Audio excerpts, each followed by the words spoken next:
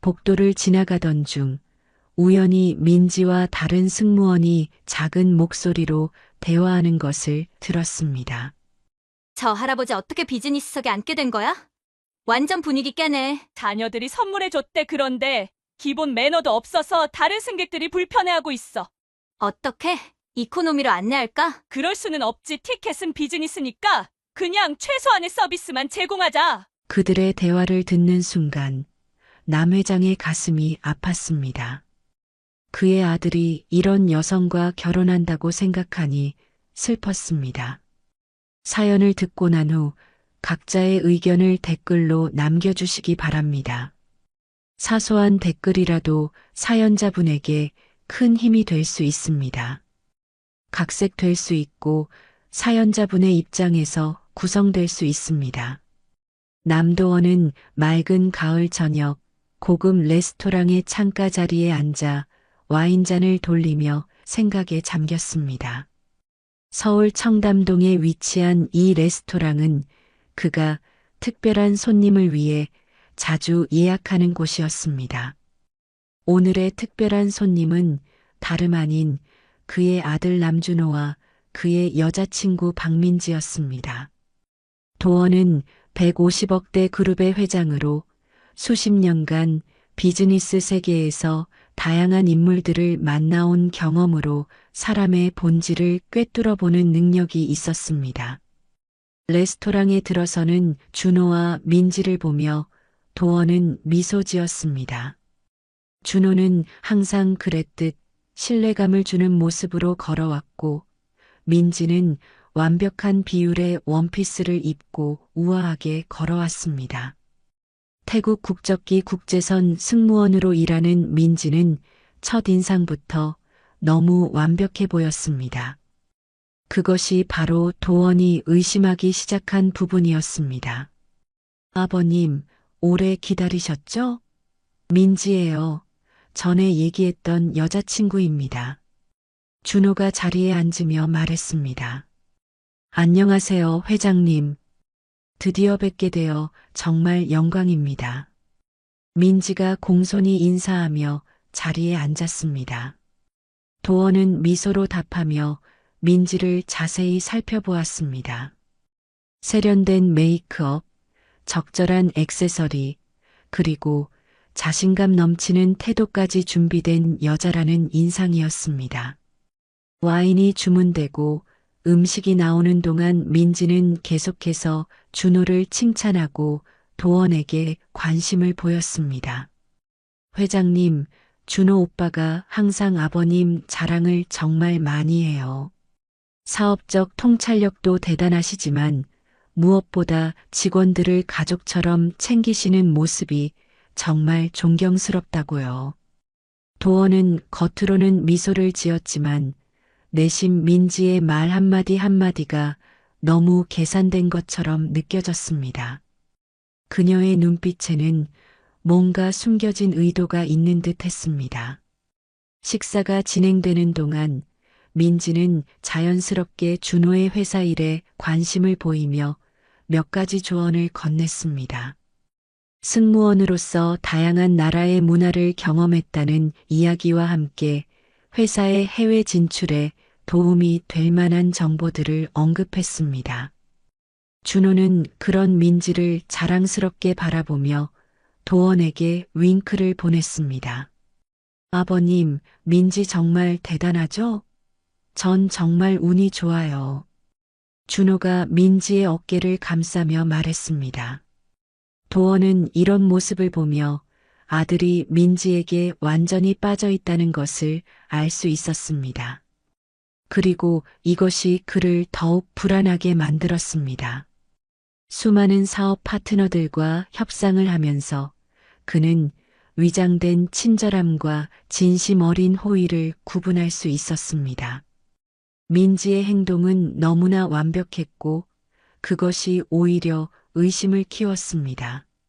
식사를 마치고 준호가 잠시 화장실에 간 사이 도원은 민지와 단둘이 남게 되었습니다. 민지 씨는 우리 준호를 만난 지 얼마나 되었죠? 도원이 차분히 물었습니다. 6개월 됐어요, 회장님. 하지만 정말 운명 같아요. 준호 오빠는 제가 만난 남자 중 가장 진실되고 따뜻한 사람이에요. 민지가 미소 지으며 답했습니다. 도원은 고개를 끄덕이며 와인을 한 모금 마셨습니다. 민지의 말은 틀리지 않았지만 그 미소 뒤에 숨겨진 계산적인 눈빛이 마음에 걸렸습니다. 레스토랑을 나서며 도원은 결심했습니다. 민지가 정말 준호를 사랑하는지 아니면 남군가의 부와 명성을 노리고 접근한 것인지 확인할 방법을 찾아야 했습니다. 그날 밤 도원은 집으로 돌아와 창밖을 바라보며 생각에 잠겼습니다. 아들의 행복이 걸린 문제였기에 가볍게 넘길 수 없었습니다. 어떻게 하면 민지의 진짜 모습을 볼 수 있을까? 누군가를 판단하기 전에 그 사람의 본질을 확인하는 것은 항상 그의 원칙이었습니다. 이번에도 그 원칙을 따라야 했습니다. 다음 날 아침 남 회장은 사무실에 일찍 도착해 창밖으로 서울의 도심을 내려다보았습니다.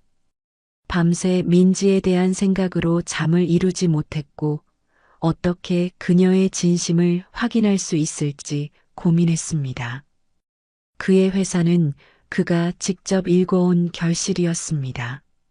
그 모든 것이 언젠가는 준호에게 넘어갈 터였고 돈만 보고 접근한 여자가 아들 곁에 있다면 생각만으로도 가슴이 답답했습니다. 책상 위 인터폰 버튼을 누르자 곧 비서실장이 노크 후 사무실로 들어왔습니다. 회장님, 오늘 일정 확인해 드릴까요? 일정은 잠시 미뤄두고 내 부탁 하나 들어줄 수 있나? 실장은 놀란 기색을 숨기며 고개를 끄덕였습니다. 남 회장이 공식 일정을 미루는 일은 거의 없었기 때문입니다. 박민지라는 여성에 대해 모든 정보를 수집해줘. 우리 준호가 결혼하겠다고 데려온 여자야. 태국 국적기 승무원으로 일하고 있어. 개인정보, 가족관계, 친구관계, 특히 비행 스케줄까지 모두 알아내주게. 정 실장은 자세하게 메모를 하며 남 회장의 지시를 받았습니다. 아들의 결혼 상대에 대해 이렇게 자세한 정보를 요구하는 것은 분명 일상적인 일이 아니었습니다.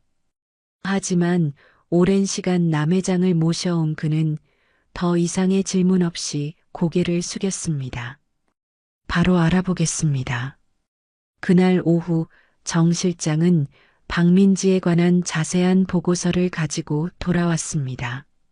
민지는 서울에서 대학교를 졸업하고 태국 국적기에 입사했으며 4년째 국제선 승무원으로 일하고 있었습니다.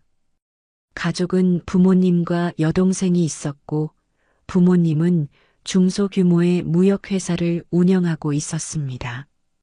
준호와는 공항 VIP 라운지에서 우연히 만나 교제를 시작했다는 정보도 있었습니다. 다음 주 화요일 방콕 마이너스 인천 노선의 비즈니스석 담당이라고 합니다. KA 479편이고 오전 10시 30분 방콕 출발, 오후 5시 15분 인천 도착 예정입니다. 남 회장은 정 실장의 보고를 들으며 계획을 세웠습니다. 그녀가 일하는 비행기를 직접 타보면 어떨까? 하지만 그냥 타는 것은 의미가 없었습니다. 그녀가 자신을 알아보면 평소와 같은 모습을 보일 것이 분명했습니다. 그 비행편 비즈니스석 표를 예약해줘. 네, 회장님. 출장 가십니까? 남 회장은 잠시 생각에 잠겼다가 결심한 듯 말했습니다. 아니, 이건 다른 종류의 출장이야. 아무에게도 이 일을 말하지 말게. 특히 준호에게는. 정 실장은 의아한 표정이었지만 더 이상 묻지 않았습니다. 남 회장이 사려 깊게 계획을 세울 때는 이유가 있기 마련이었습니다. 남 회장의 머릿속에는 하나의 계획이 형성되고 있었습니다. 부유한 기업가가 아닌 평범한 노인으로 민지를 만나본다면 그녀의 본 모습이 드러나지 않을까? 거울을 바라보며 그는 자신의 모습을 상상했습니다. 고급 양복과 명품 시계 대신 낡은 옷을 입고 평범한 노인으로 변장한다면 충분히 가능할 것 같았습니다. 주말 내내 남 회장은 변장 준비를 했습니다. 비서를 통해 평범한 옷과 신발을 구입하게 했고 머리 스타일도 바꿀 방법을 고민했습니다. 준호에게는 태국 지사 점검차 출장을 간다고 말했고 준호는 특별히 의심하지 않았습니다. 월요일 아침 정 실장이 남 회장의 자택으로 방문했을 때 그의 표정에는 걱정이 가득했습니다. 회장님, 정말 이렇게까지 하셔야 할까요? 위험할 수도 있습니다. 내 아들의 평생 행복이 걸린 문제야. 준호는 지금 사랑에 눈이 멀어 있을 수도 있어. 내가 직접 확인하지 않으면 마음이 편치 않아. 남 회장의 결심은 확고했습니다. 그는 평생 사업을 하며 어려운 의사 결정을 내릴 때마다 자신의 직관을 믿어왔고 이번에도 그 직관이 무언가 경고하고 있었습니다. 준비는 다 됐나? 네, 회장님. 모든 준비가 완료되었습니다. 내일 아침 일찍 방콕으로 출발하는 비행기 표도 예약했습니다. 방콕에서 하루 지내시고 민지 씨가 탑승하는 비행기로 돌아오시면 됩니다. 정 실장의 말에 남 회장은 고개를 끄덕였습니다. 이제 돌이킬 수 없는 계획이 시작되었습니다. 아들의 행복을 위해 그리고 자신이 평생 일구어온 회사의 미래를 위해 그는 이 모험을 감행하기로 결심했습니다. 화요일 아침 일찍 남 회장은 방콕에 도착했습니다. 고급 호텔 스위트룸에 짐을 풀자마자 그는 준비해온 가방을 열었습니다. 그 안에는 자신의 모습을 완전히 바꿀 준비물들이 담겨 있었습니다. 남 회장은 호텔 욕실 거울 앞에 서서 자신의 모습을 살펴보았습니다. 평소에 그는 항상 맞춤 정장과 고급 구두를 신었고 머리카락 한 올 흐트러짐 없이 단정했습니다. 하지만 내일은 달라질 것입니다. 방콕의 작은 시장에서 구입한 낡은 체크무늬 셔츠와 바랜 청바지, 오래된 운동화를 꺼내 침대 위에 펼쳐놓았습니다. 이렇게 입는 건 대학생 때 이후로 처음이군. 남 회장은 혼잣말로 중얼거리며 옷을 살펴보았습니다.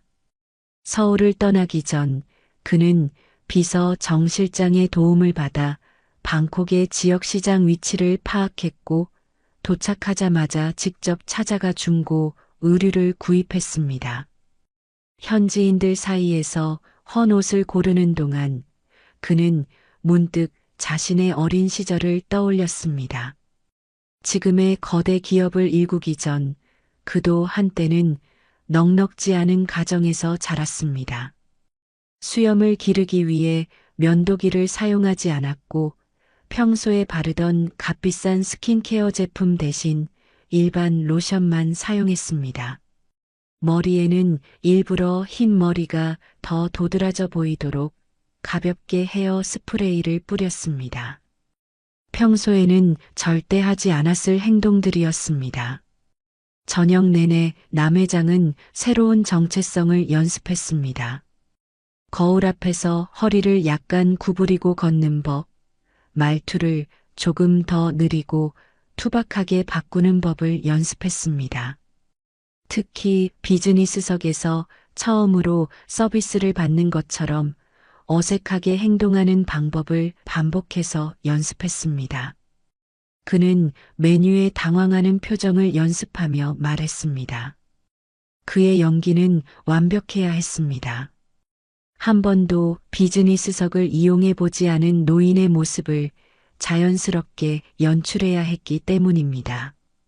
남 회장은 짐 가방에서 오래된 천가방을 꺼냈습니다.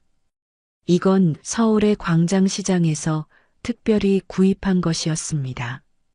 명품 가방 대신 이 천가방에 최소한의 필요품만 넣었습니다. 지갑에서는 모든 신용카드를 빼고 현금만 조금 넣었습니다. 비즈니스석 승객이지만 가난한 노인의 모습을 완벽하게 연출하기 위해서였습니다. 남 회장은 침대에 누워 천장을 바라보며 생각했습니다. 아들 준호의 얼굴이 떠올랐습니다. 준호는 항상 사람의 좋은 면만 보려고 하는 순수한 성격이었습니다.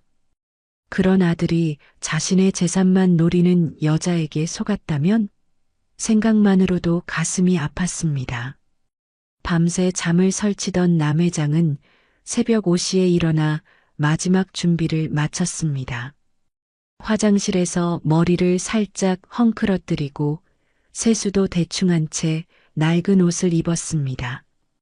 거울을 보니 그는 더 이상 150억대 기업의 회장이 아니었습니다. 평범한, 어쩌면 가난해 보이는 노인의 모습이었습니다. 호텔을 나서기 전 남 회장은 정 실장에게 짧은 메시지를 보냈습니다. 계획대로 진행 중. 오늘 저녁에 돌아가면 연락하겠음. 그리고 평소에는 절대 타지 않을 대중 택시를 불러 공항으로 향했습니다.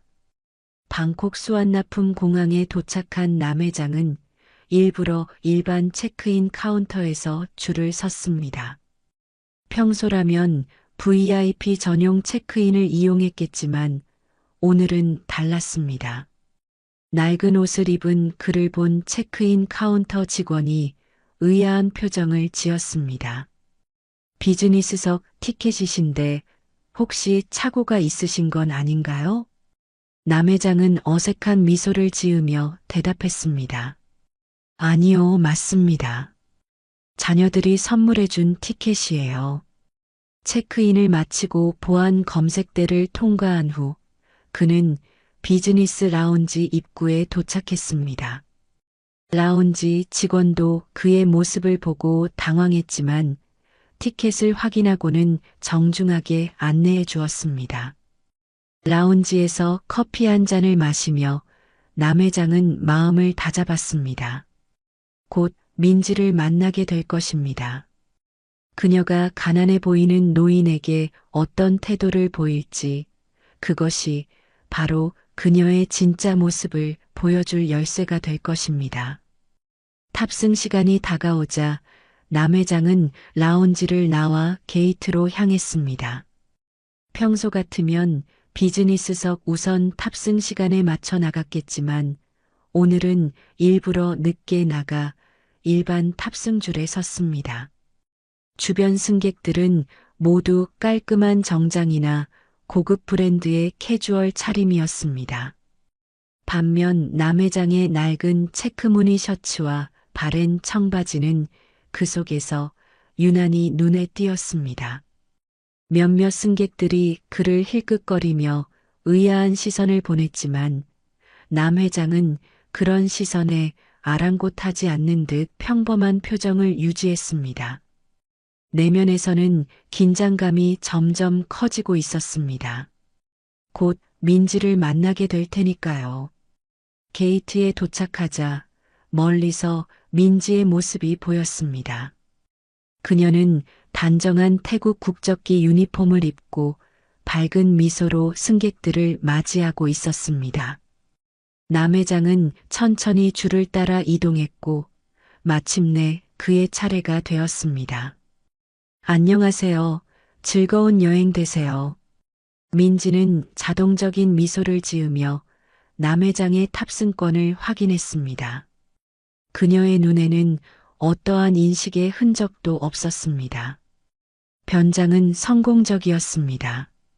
남 회장은 어색하게 미소 지으며 고개를 끄덕였습니다. 감사합니다.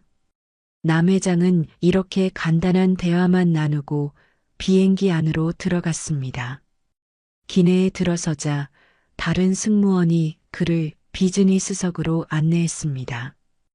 비행기 내부에서도 여전히 그는 다른 승객들과는 확연히 다른 모습이었습니다. 주변에 앉은 사업가들과 관광객들이 그를 힐끗거리는 것이 느껴졌지만 남 회장은 일부러 고개를 숙이고 자신의 자리를 찾았습니다. 좌석에 앉자마자 민지가 다가왔습니다. 그녀는 전문적인 미소를 지으며 인사했습니다. 안녕하세요. 오늘 여러분의 담당 승무원 박민지입니다. 출발 전 음료 한 잔 도와드릴까요? 남 회장은 어색하게 웃으며 대답했습니다. 네, 물 한 잔만 주세요. 민지가 물을 따라주는 동안 남 회장은 그녀의 표정을 유심히 관찰했습니다. 그녀는 완벽한 서비스 미소를 유지했지만 물을 건네는 순간 그녀의 눈에 스친 미묘한 변화를 놓치지 않았습니다. 마치 이런 사람이 어떻게 비즈니스석에? 라는 의문이 스쳐 지나가는 듯 했습니다. 처음 비즈니스석 이용하시나요? 민지가 물잔을 내려놓으며 물었습니다. 남 회장은 당황한 듯한 표정을 지으며 대답했습니다. 네, 자녀들이 선물해줬어요. 이런 좋은 자리는 처음이네요. 그 말을 듣자 민지의 표정이 미묘하게 변했습니다. 겉으로는 친절한 미소를 유지했지만 눈빛은 달랐습니다. 남 회장은 수십 년간 사업을 하며 사람들의 미세한 표정 변화를 읽는데 능숙해져 있었기에 그 순간의 변화를 놓치지 않았습니다. 비행기가 이륙 준비를 하는 동안 민지는 다른 비즈니스석 승객들에게 세심한 주의를 기울이며 서비스했습니다. 하지만 남 회장에게는 필요한 최소한의 서비스만 제공하는 것이 느껴졌습니다. 미묘한 차이였지만 그는 그것을 분명히 감지할 수 있었습니다. 비행기가 활주로로 이동하는 동안 남 회장은 창밖을 바라보며 생각에 잠겼습니다. 지금까지의 관찰만으로는 확실한 결론을 내릴 수 없었습니다. 하지만 첫인상은 그의 의심을 조금씩 확인시켜주고 있었습니다. 민지는 고급 비즈니스석에 어울리지 않는 노인에게 미묘하게 다른 태도를 보이고 있었습니다. 비행기가 이륙하고 안전벨트 표시등이 꺼지자 승무원들이 본격적인 서비스를 시작했습니다. 민지는 다시 남 회장의 좌석으로 다가와 메뉴판을 건넸습니다. 식사 메뉴를 선택해 주시겠어요? 남 회장은 일부러 메뉴판을 보고 당황하는 모습을 연출했습니다. 거울 앞에서 연습했던 대로였습니다. 이게 다 뭐예요? 그냥 평범한 한식은 없나요? 이 말에 민지의 표정이 순간적으로 굳어졌습니다. 그녀는 재빨리 미소를 되찾았지만 그 짧은 순간 드러난 본심을 남 회장은 놓치지 않았습니다. 죄송합니다만 비즈니스석에서는 특별 메뉴만 제공됩니다. 한식 옵션도 있지만 일반 가정식과는 조금 다른 고급 한정식입니다. 그녀의 목소리에는 미묘한 거리감이 느껴졌습니다. 마치 비즈니스석의 품격을 이해하지 못하는 사람을 대하는 듯한 어조였습니다. 그럼 한식으로 주세요. 남 회장은 메뉴를 돌려주며 말했습니다. 민지는 형식적인 미소를 지으며 고개를 끄덕였습니다. 그녀가 떠난 후 남 회장은 주변을 살펴보았습니다. 비즈니스석의 다른 승객들은 대부분 노트북을 열어 일을 하거나 태블릿으로 영화를 보고 있었습니다. 모두 비즈니스석에 익숙한 모습이었습니다. 약 30분 후 민지와 다른 승무원들이 식사를 서빙하기 시작했습니다. 남회장의 앞에는 고급스럽게 차려진 한정식이 놓였습니다. 민지는 빠르게 음식을 설명한 후 다른 승객들에게로 이동했습니다. 남회장은 일부러 젓가락 사용을 어색하게 했고 국물을 조금 흘리기도 했습니다. 그리고 가끔은 소리를 내어 음식을 먹으며 주변의 시선을 끌었습니다. 얼마 지나지 않아 민지가 다시 그의 좌석으로 다가왔습니다. 그녀의 표정은 더 이상 친절한 미소가 아니었습니다. 오히려 짜증을 억누르는 듯한 표정이었습니다. 손님, 식사는 마음에 드시나요? 남회장은 입가에 밥알을 묻힌 채 활짝 웃으며 대답했습니다. 네, 맛있어요. 하지만 집에서 먹는 김치찌개만큼은 아니네요. 민지의 눈에서 순간적으로 경멸의 빛이 스쳤습니다. 그녀는 낮은 목소리로 말했습니다. 손님, 비즈니스석은 보통 정장을 입은 분들이 이용하시는 자리입니다. 식사 매너도 중요하게 여겨지고요. 다른 승객분들을 위해 조금만 조용히 식사해 주시면 감사하겠습니다.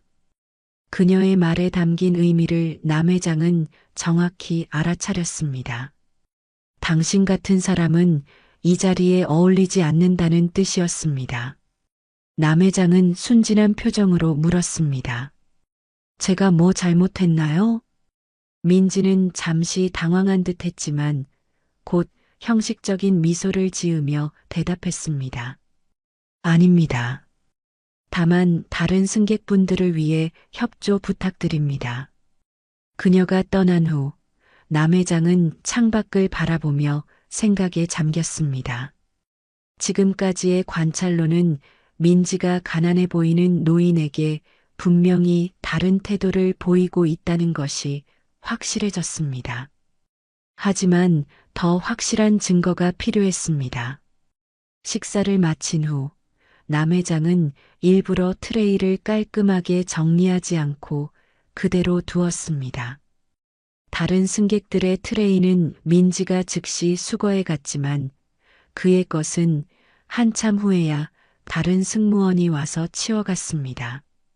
민지는 그를 피하는 듯 했습니다.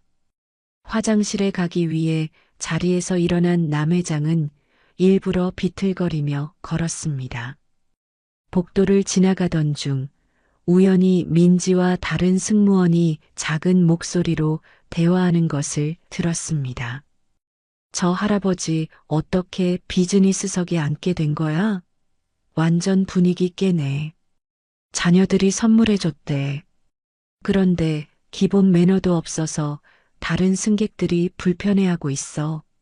민지의 말에 다른 승무원이 대답했습니다. 어떻게? 이코노미로 안내할까? 그럴 수는 없지. 티켓은 비즈니스니까. 그냥 최소한의 서비스만 제공하자. 그들의 대화를 듣는 순간 남 회장의 가슴이 아팠습니다. 그의 아들이 이런 여성과 결혼한다고 생각하니 슬펐습니다. 하지만 아직 시험은 끝나지 않았기에 그는 평정심을 유지하려 노력했습니다. 화장실에서 나와 자리로 돌아가는 길에 일부러 휘청거린 남 회장을 향해 민지가 마지못해 다가왔습니다. 괜찮으세요? 도움이 필요하시면 말씀해 주세요. 겉으로는 친절했지만 그녀의 눈빛은 달랐습니다. 빨리 이 비행이 끝났으면 좋겠다는 마음이 그대로 드러났습니다. 남 회장은 그녀의 팔을 잡으며 미소 지었습니다. 고마워요, 아가씨. 참 친절하시네요. 민지는 억지 미소를 지으며 대답했습니다. 당연한 일입니다. 자리로 돌아온 남 회장은 창밖을 바라보며 생각에 잠겼습니다. 민지의 이중적인 태도는 이제 명백했습니다. 겉으로는 친절한 척하지만 속으로는 가난해 보이는 노인을 무시하는 사람이었습니다. 이런 사람이 준호의 배우자가 된다면 생각만으로도 가슴이 아팠습니다. 비행 시간이 흐를수록 민지의 태도는 더욱 노골적으로 변했습니다. 남 회장이 음료를 요청할 때마다 그녀는 한숨을 쉬며 억지로 미소를 지었습니다. 다른 승객들에게는 즉각적인 서비스를 제공하면서도 그에게만은 늦게 응대했습니다. 비행이 중반을 넘어서자 기내 분위기가 더욱 조용해졌습니다. 대부분의 승객들은 영화를 보거나 휴식을 취하고 있었습니다. 남 회장은 기내 서비스 버튼을 눌러 물을 요청했습니다. 몇 분이 지나도 아무도 오지 않자 다시 한번 버튼을 눌렀습니다. 마침내 민지가 약간 짜증이 섞인 표정으로 다가왔습니다. 무엇을 도와드릴까요? 남 회장은 순진한 미소를 지으며 대답했습니다. 물 좀 더 주시겠어요? 민지는 형식적인 미소를 지으며 고개를 끄덕였습니다.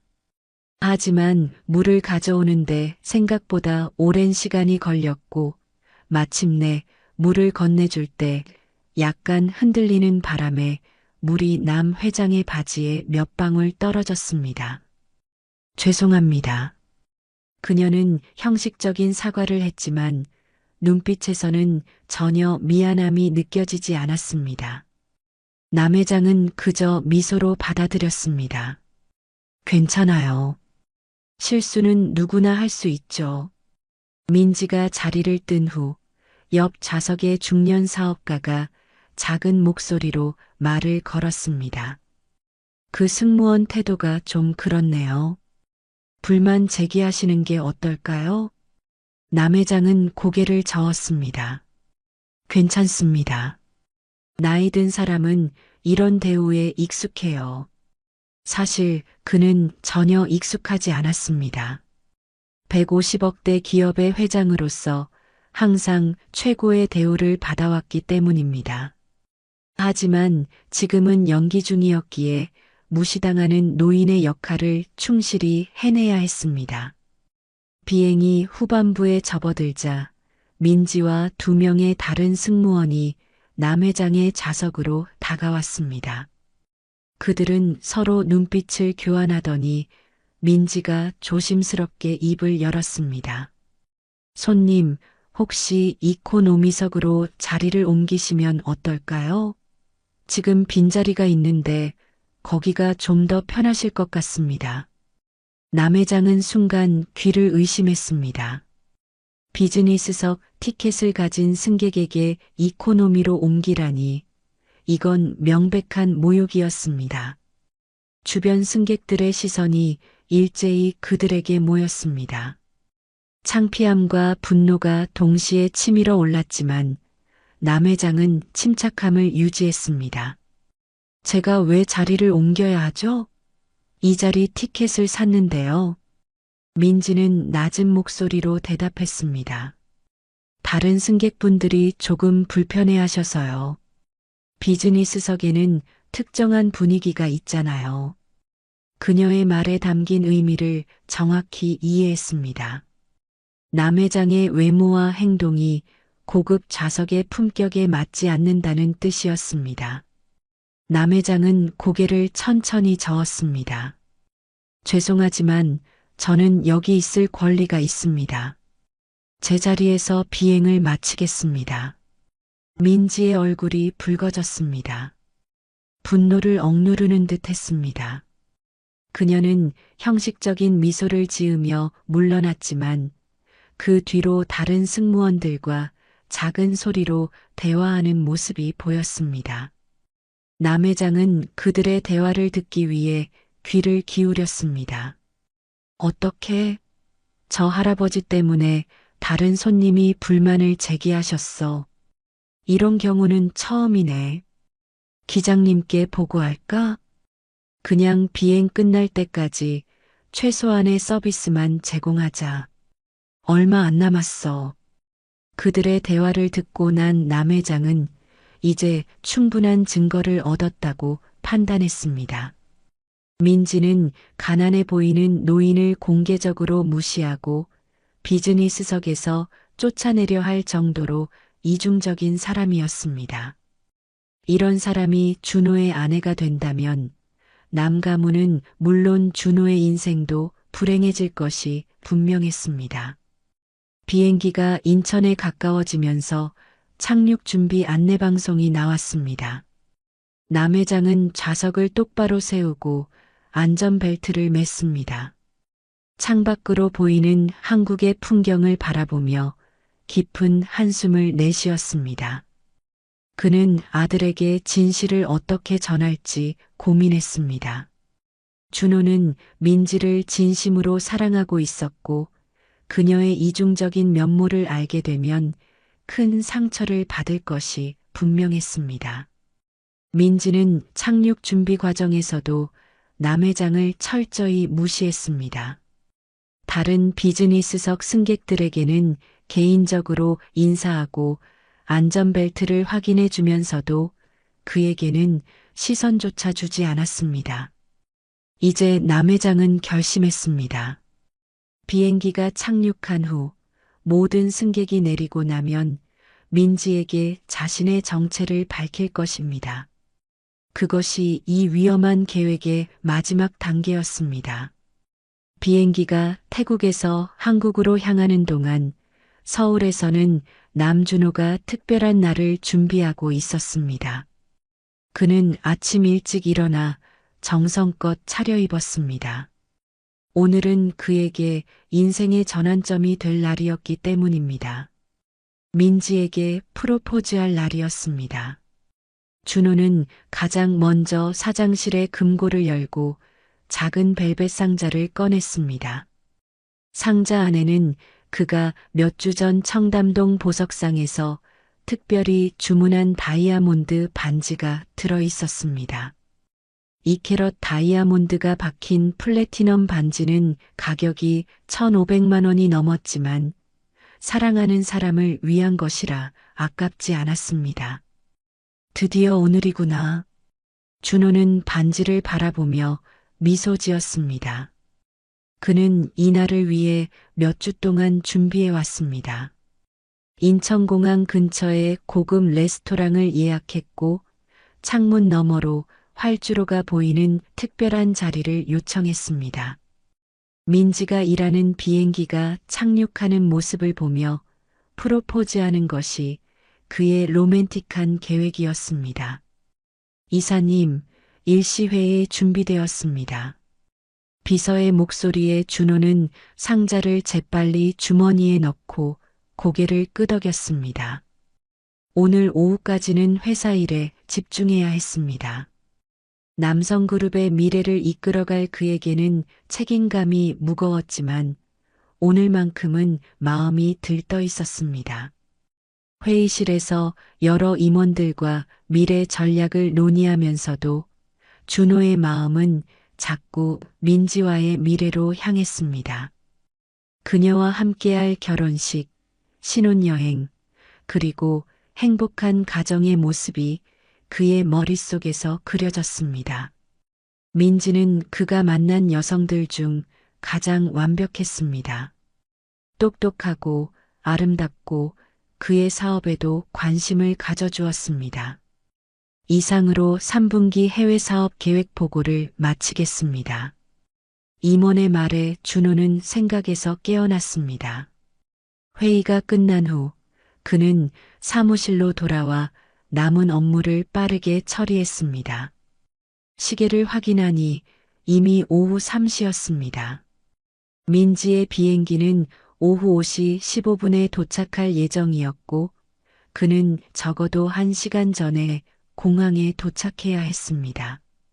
지금 나가야겠어. 준호는 재빨리 자리에서 일어나 코트를 걸쳤습니다.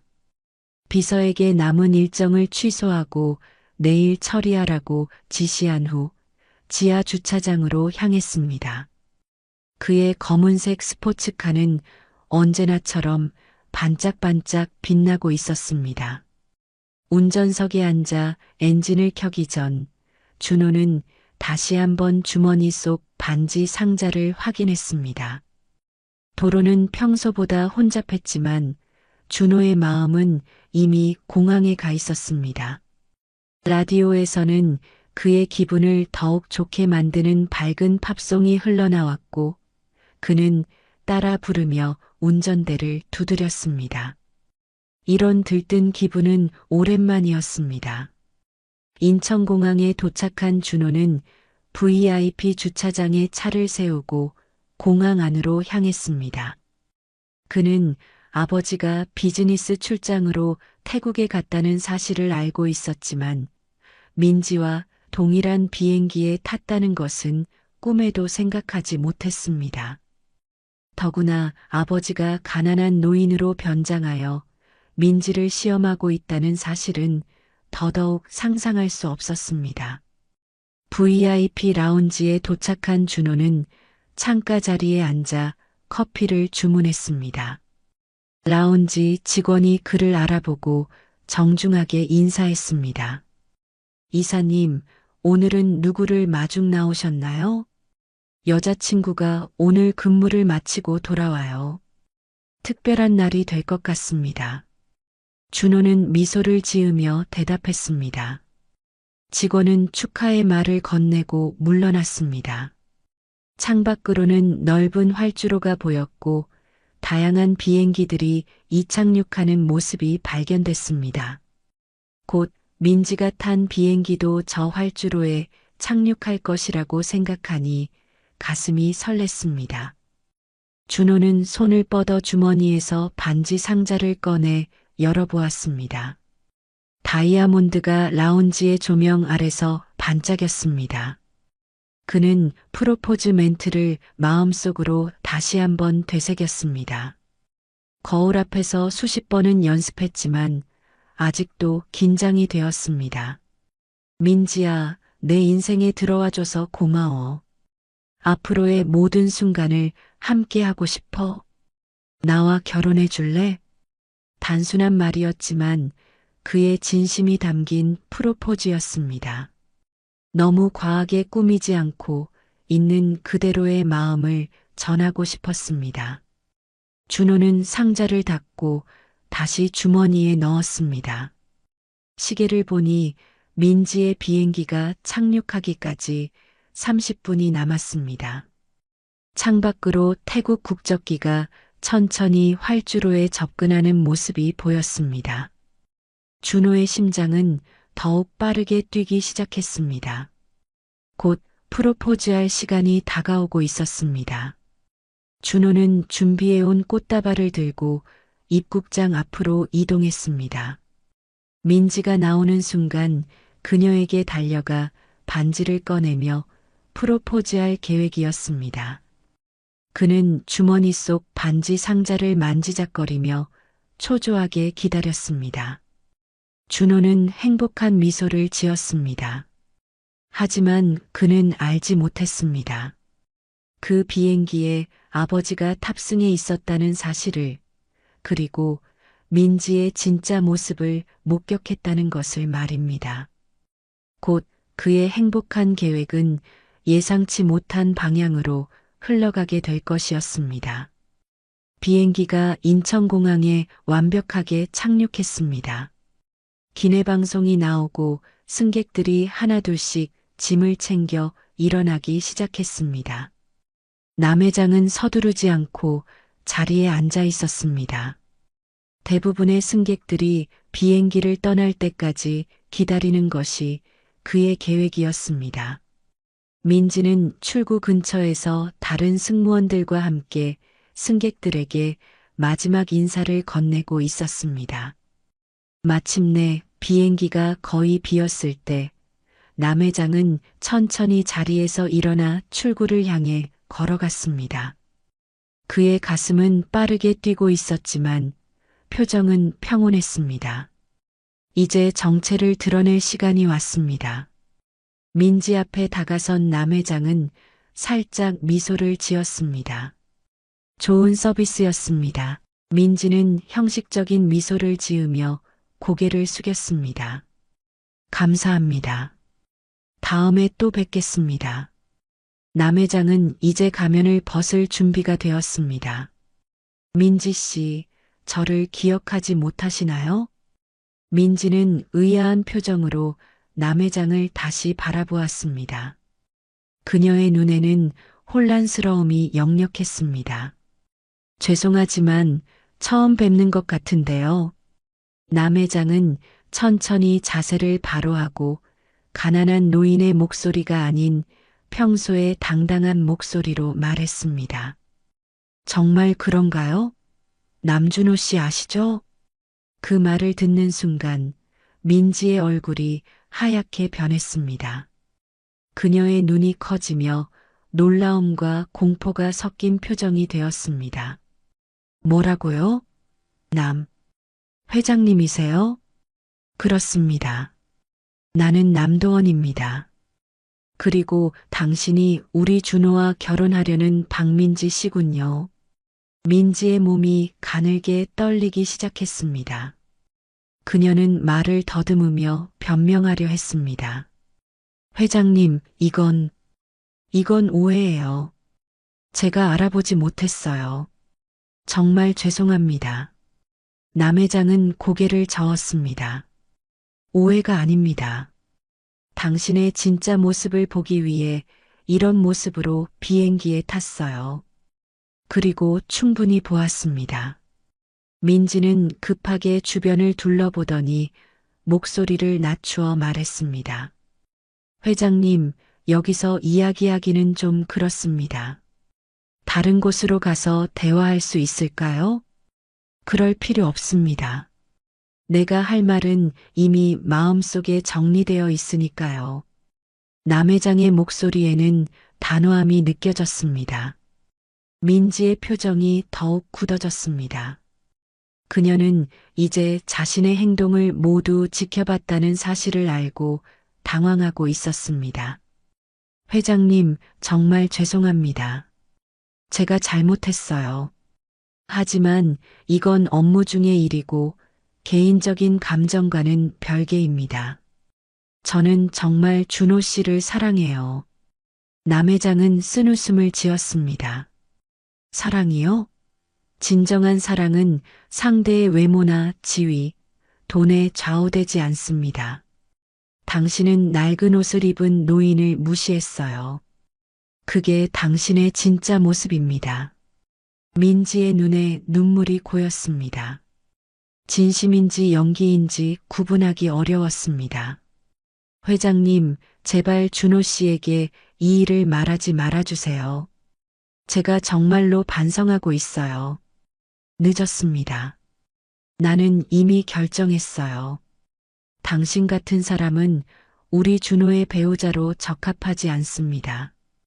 그 말을 듣자 민지의 표정이 돌변했습니다. 동정심과 후회의 가면이 벗겨지고 분노와 원망의 감정이 드러났습니다. 그렇군요. 처음부터 저를 시험하셨던 거군요. 정말 치사하시네요. 남 회장은 그녀의 말에 놀라지 않았습니다. 이것이야말로 그녀의 진짜 모습이었습니다. 치사하다고요? 아들의 행복을 위해 예비 며느리의 진심을 확인하는 게 치사한 일인가요? 저도 사람이에요. 실수할 수 있습니다. 한 번의 실수로 저를 판단하시는 건 너무하세요. 한 번의 실수가 아닙니다. 당신은 비행 내내 저를 무시하고 모욕했어요. 그것도 다른 승객들 앞에서요. 그런 사람이 우리 가족의 일원이 된다면 준호는 평생 불행할 겁니다. 민지는 이제 완전히 달라진 모습이었습니다. 눈물을 거두고 차갑고 계산적인 눈빛으로 남 회장을 노려보았습니다. 알겠습니다. 회장님이 그렇게 결정하셨다면 어쩔 수 없죠. 하지만 준호 씨가 저를 얼마나 사랑하는지 아세요? 그가 저를 포기할 것 같습니까? 그녀의 말에 잠시 흔들렸지만 곧 마음을 다잡았습니다. 그건 준호가 결정할 일입니다. 하지만 나는 아버지로서 진실을 알려줄 의무가 있어요. 좋아요. 한번 해보죠. 누구 말을 믿을지 준호 씨가 결정하게 하면 되겠네요. 민지의 도전적인 태도에 남 회장은 더 이상 대화를 이어갈 필요성을 느끼지 못했습니다. 모든 것은 이미 명백했습니다. 그리고 알아두세요. 저는 이 항공사의 주요 주주이기도 합니다. 당신의 오늘 행동에 대해 회사에도 알릴 생각입니다. 민지의 얼굴이 창백해졌습니다. 그제서야 그녀는 자신의 행동이 가져올 결과를 깨달은 듯 했습니다. 공항을 나서며 남 회장은 깊은 한숨을 내쉬었습니다. 택시에 오르면서 원래 계획했던 레스토랑 예약은 취소하라고 비서에게 연락했습니다. 준호가 민지에게 프로포즈하려 했던 그 장소에서 아들을 만나고 싶지 않았습니다. 대신 자택으로 돌아가 준호와 대화할 준비를 했습니다. 서울 강남의 고급 주택가에 위치한 그의 집에 도착하자 오랜 가정부 최 씨가 반갑게 맞이했습니다. 그녀는 남 회장의 낡은 옷차림을 보고 놀랐지만 경험상 질문하지 않는 것이 현명하다는 것을 알고 있었습니다. 저녁 식사 준비해 드릴까요, 회장님? 아니요, 오늘은 됐어요. 준호가 오면 서재로 안내해 주세요. 남 회장은 침실로 가서 변장을 벗고 샤워를 했습니다. 평소의 모습으로 돌아온 후 그는 서재에 앉아 준호에게 전화를 걸었습니다. 준호야, 아버지가 돌아왔다. 오늘 저녁에 시간 있니? 중요한 이야기가 있어. 준호의 목소리는 밝고 들떠 있었습니다. 네, 아버지. 저도 아버지께 말씀드릴 게 있어요. 집에서 뵐까요? 남 회장은 잠시 망설였습니다. 아들의 기쁜 목소리를 듣고 있자니 곧 전하게 될 소식이 더욱 가슴 아프게 느껴졌습니다. 그래, 집에서 보자. 전화를 끊고 남 회장은 창밖을 바라보았습니다. 해가 저물기 시작하고 있었습니다. 서울의 고층 빌딩들이 황금빛으로 물들어 있었지만 그의 마음은 무거웠습니다. 아들에게 어떻게 이 이야기를 전할지, 어떤 말로 시작해야 할지 고민했습니다. 약 1시간 후 현관 벨소리가 들렸습니다. 준호가 도착한 것입니다. 남 회장은 심호흡을 하고 서재 문을 열었습니다. 복도 끝에서 준호의 밝은 얼굴이 보였습니다. 그는 한 손에는 꽃다발을, 다른 손에는 샴페인 병을 들고 있었습니다. 아버지, 오셨군요. 태국 출장은 어떠셨어요? 준호는 서재로 들어오며 활짝 웃었습니다. 그의 눈은 기쁨으로 빛나고 있었습니다. 남 회장은 아들의 모습을 보니 마음이 더욱 무거워졌습니다. 준호야, 앉아보렴. 아버지가 할 이야기가 있단다. 준호는 의아한 표정으로 소파에 앉았습니다. 무슨 일이세요, 아버지? 굉장히 심각해 보이시네요.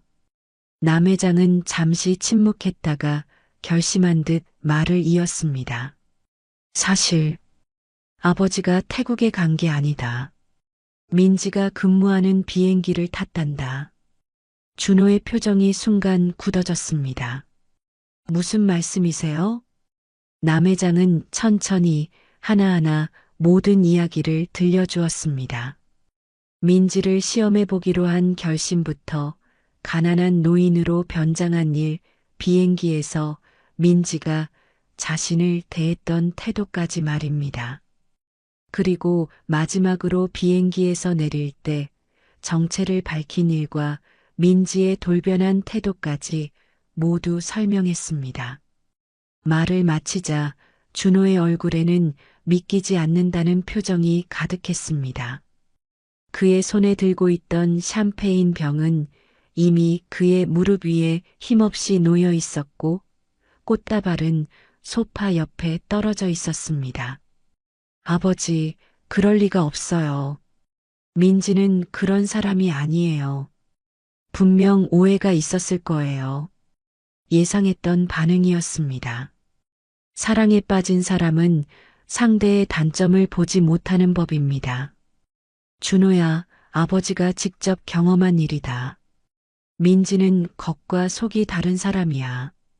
돈이 없는 사람을 무시하고 지위가 낮은 사람을 하대해. 그런 사람이 우리 가족이 된다면 너는 평생 불행할 거야. 준호는 고개를 저었습니다. 아니에요, 아버지. 민지가 그럴 리가 없어요. 제가 직접 물어볼게요. 이미 늦었다, 준호야. 비행기에서 내릴 때 내가 정체를 밝혔어. 그리고 우리 회사가 그 항공사의 주주라는 사실도 알려줬지. 준호의 얼굴이 창백해졌습니다. 그는 천천히 자리에서 일어났습니다. 아버지, 어떻게 그럴 수 있으세요? 제 인생인데. 내 인생이기 때문에 더 걱정되는 거야, 아들아. 내가 행복하기를 바란다. 하지만 민지와는 행복할 수 없어. 돈이 없는 사람을 무시하는 사람은 결코 진정한 가족이 될 수 없어. 그 말을 끝으로 준호는 아무 말 없이 자리에서 일어났습니다. 그의 눈에는 분노와 배신감이 가득했습니다. 전 민지를 믿어요. 직접 만나서 이야기하겠습니다. 말을 마치고 준호는 서재를 나갔습니다. 현관문이 쾅 소리를 내며 닫히는 소리가 들렸습니다. 남 회장은 한동안 혼자 앉아 생각했습니다. 너무 강하게 나갔나? 준호의 마음을 더 생각했어야 했을까? 하지만 이미 돌이킬 수 없는 일이 되었습니다. 남 회장은 위스키 한 잔을 따르고 소파에 깊이 몸을 묻었습니다. 오늘의 모든 일들이 머릿속을 맴돌았습니다. 모든 것이 아들의 행복을 위한 일이었지만 지금 준호의 표정을 보니 그가 얼마나 상처받았는지 알 수 있었습니다. 그저 시간이 모든 것을 해결해 주기를 바랄 뿐이었습니다. 다음 날 아침 남 회장은 잠을 설친 후 일찍 일어났습니다. 준호의 모습이 계속 머릿속에 맴돌았습니다. 아들의 환한 얼굴, 그리고 그의 꿈이 깨지는 순간을 목격한 것은 아버지로서 가슴 아픈 일이었습니다. 하지만 남 회장은 자신의 결정이 옳았다고 믿었습니다. 단기적인 아픔보다 아들의 평생 행복이 더 중요했기 때문입니다. 사무실로 향하는 차 안에서 남 회장의 휴대폰이 울렸습니다. 화면을 보니 준호의 이름이 떠 있었습니다. 잠시 망설이다가 전화를 받았습니다. 준호야. 준호의 목소리는 무겁게 가라앉아 있었습니다. 아버지, 죄송합니다. 어제는 제가 너무 감정적이었어요. 남 회장은 안도의 한숨을 내쉬었습니다. 괜찮다, 준호야. 너의 기분을 이해한다. 민지를 만났어요. 그리고 아버지 말씀이 맞았습니다. 준호의 목소리에서 깊은 상처가 느껴졌습니다. 남 회장은 운전기사에게 잠시 차를 세워달라고 부탁했습니다. 어떻게 된 일이니? 민지는 제게 사과했지만 그 과정에서 보여준 태도가 아버지를 원망하더군요. 그리고 저에게 그래도 우리 결혼하면 되잖아라고 말했어요. 마치 돈이 전부인 것처럼요. 남 회장의 가슴이 아팠습니다. 준호가 상처받는 모습을 보고 싶지 않았지만 동시에 안도감도 느꼈습니다. 준호가 진실을 깨달았기 때문입니다. 어떻게 할 거니? 준호의 대답은 단호했습니다. 헤어지기로 했어요, 아버지. 아버지 말씀대로 저와 민지는 가치관이 너무 달랐어요. 준호와의 대화 이후 남 회장은 아들에게 시간과 공간을 주기로 했습니다. 준호가 스스로 상처를 치유할 시간이 필요했기 때문입니다. 그는 회사 일에 몰두하며 준호가 연락해 오기를 기다렸습니다. 일주일이 지났습니다. 그 사이 준호는 민지와 완전히 결별했다고 합니다. 쉽지 않은 결정이었겠지만 준호는 용기를 내어 다른 선택을 했습니다. 아들이 자랑스러웠습니다. 금요일 저녁 남 회장은 오랜만에 준호를 집으로 초대했습니다. 특별히 그는 요리사의 도움을 받아 직접 요리를 준비했습니다. 준호가 어릴 때 좋아하던 된장찌개와 불고기였습니다. 문이 열리고 준호가 들어왔습니다. 일주일 만에 보는 아들의 얼굴은 피곤해 보였지만 예전의 편안함이 조금씩 돌아오는 것 같았습니다. 아버지, 요리를 하시다니 놀랍네요. 맛있는 냄새가 나요. 준호의 표정이 한결 밝아져 있었습니다. 민지와 헤어진 후 몇 날 며칠을 괴로워했지만 이제는 조금씩 회복되고 있는 것 같았습니다. 내가 어릴 때 자주 해주던 음식이야. 기억나니? 준호가 미소 지었습니다. 네, 기억나요. 아버지가 바쁘셔서 자주 해주시지 못했지만 해주실 때마다 정말 좋아했어요. 두 사람은 식탁에 마주 앉아 오랜만에 편안한 식사를 했습니다. 회사 이야기, 준호의 어린 시절 추억, 그리고 앞으로의 계획까지 다양한 주제로 대화를 나눴습니다. 대화 속에서 민지에 대한 언급은 없었지만 그건 아직 준호에게 아픈 상처였을 테니까요. 식사를 마치고 거실로 자리를 옮겼습니다. 준호가 조심스럽게 입을 열었습니다. 아버지, 그때는 정말 화가 났었어요. 아버지가 저를 믿지 못하고 민지를 시험한 것이 너무 서운했습니다. 남 회장은 고개를 끄덕였습니다. 미안하다, 준호야. 방법이 좋지 않았던 건 인정해. 하지만 너의 행복을 위한 일이었다는 것만은 알아주렴. 준호는 잠시 생각에 잠기더니 말했습니다. 이제 이해해요. 아버지께서 그렇게까지 하신 이유를요. 진심으로 저를 걱정하셨던 거죠. 그래, 아들아. 내가 평생 함께할 사람이니까 그 사람의 진짜 모습을 봐야 한다고 생각했어. 준호의 눈에 눈물이 고였습니다.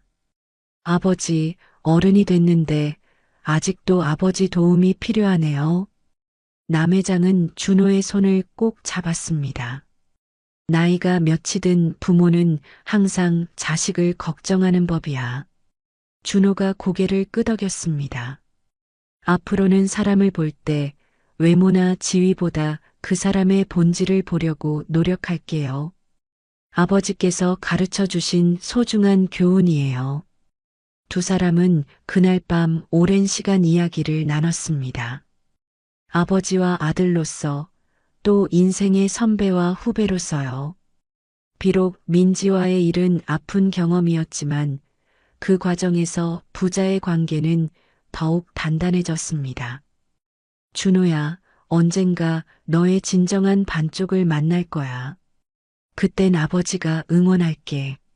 남 회장은 마지막으로 아들의 어깨를 두드렸습니다. 창밖으로 보이는 서울의 밤하늘에는 별들이 빛나고 있었습니다.